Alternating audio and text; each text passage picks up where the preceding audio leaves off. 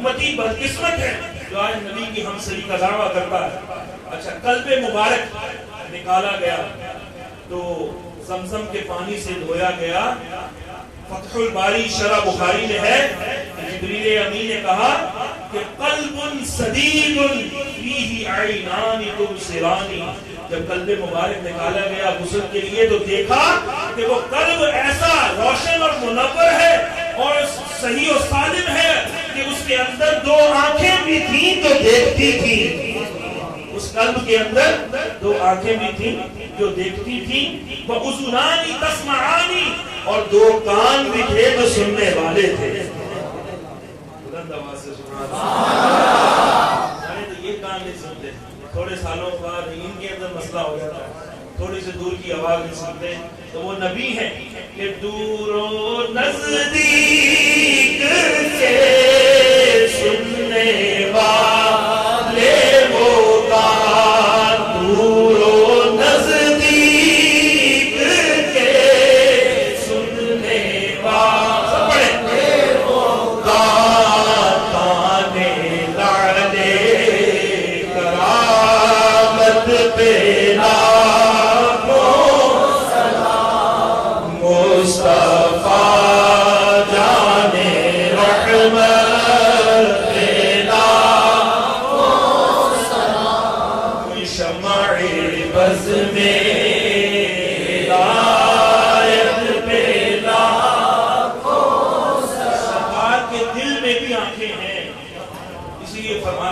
پہ یہ نہیں ہے کہ آگے دیکھے تو پیچھے نہ دیکھے، اسی لیے سرکار فرماتے انی ارا ما لا ترون، میں وہ دیکھتا ہوں جو تم نہیں دیکھتے، واسمع ما لا تسمعون، میں وہ سنتا ہوں جو تم نہیں سن سکتے۔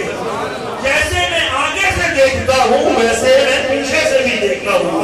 میرے صحابہ تمہارا خشوع مجھ سے چھپا ہوا نہیں ہے، یہ سرکار کا اعلان ہے۔ کیا ہم ایسا کر سکتے ہیں؟ ہم میں ایسا کمال ہے؟ ہرگز نہیں۔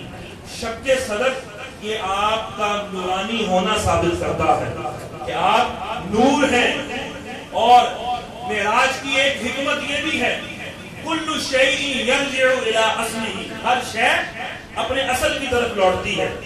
درخت سے پھل گرتا ہے تو اوپر جاتا ہے کہ نیچے آتا ہے؟ بلند آواز سے چلیے، پتہ لگے سب جاگ رہے ہیں۔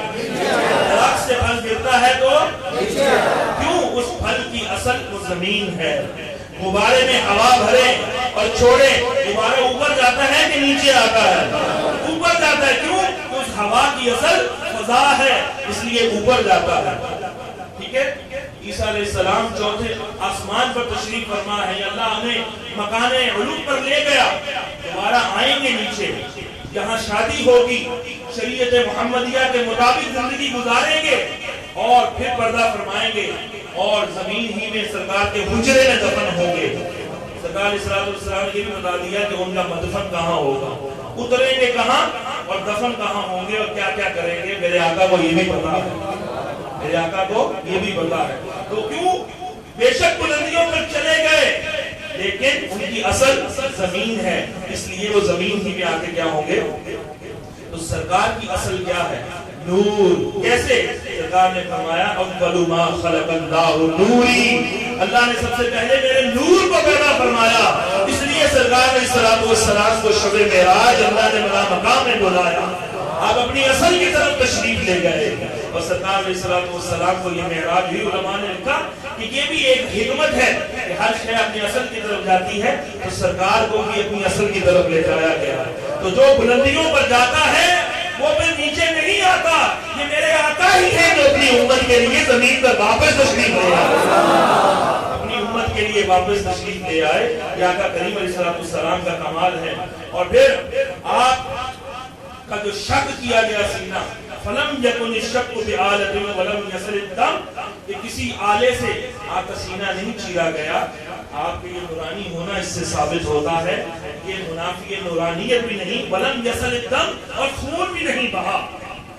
اور اس کے علاوہ آسمانوں کے دروازے یہ کھلوائے گئے۔ اب اللہ کو پتا ہے کہ میرے محبوب آ رہے ہیں، فرشتوں کو بھی بتایا ہوگا کہ میرے محبوب آ رہے ہیں، تو دروازے تو پہلے کھلے رکھنے چاہیے۔ میں ابھی آیا ہوں تو دروازہ پہلے کھولا ہوا، پتہ میں آ رہا ہوں تو پہلے جا کے دروازہ بند کر دیں۔ ٹھیک ٹھیک ہے، تو وہ پتہ ہے اس دروازے سے کس نے آنا ہے، تو یہ بند کرنا یہ تو اور چیز ہے. تو آسمانوں کے دروازے جو ہے وہ کیوں بند کیے گئے؟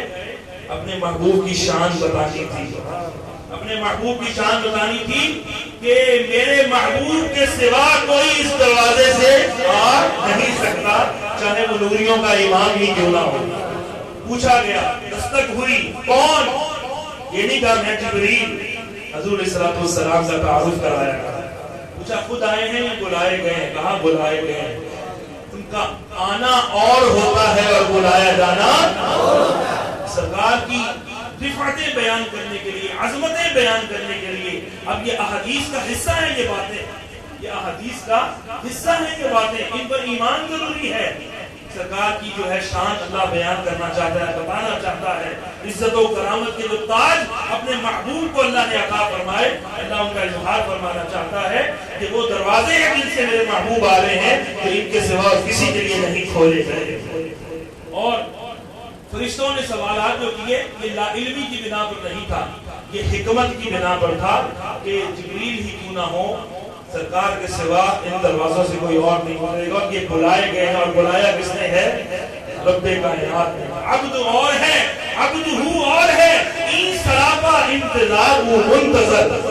ہم انتظار میں ہوتے ہیں اور سرکار ایسے عبد ہیں جن کا انتظار کیا جاتا ہے.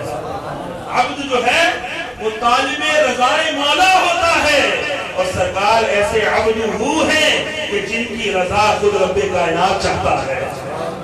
اللہ تبارک و تعالی ہے قریب آپ کا رب آپ کو اتنا عطا فرمائے گا آپ اس سے راضی ہو جائیں گے. سرکار کی یہ شان ہے.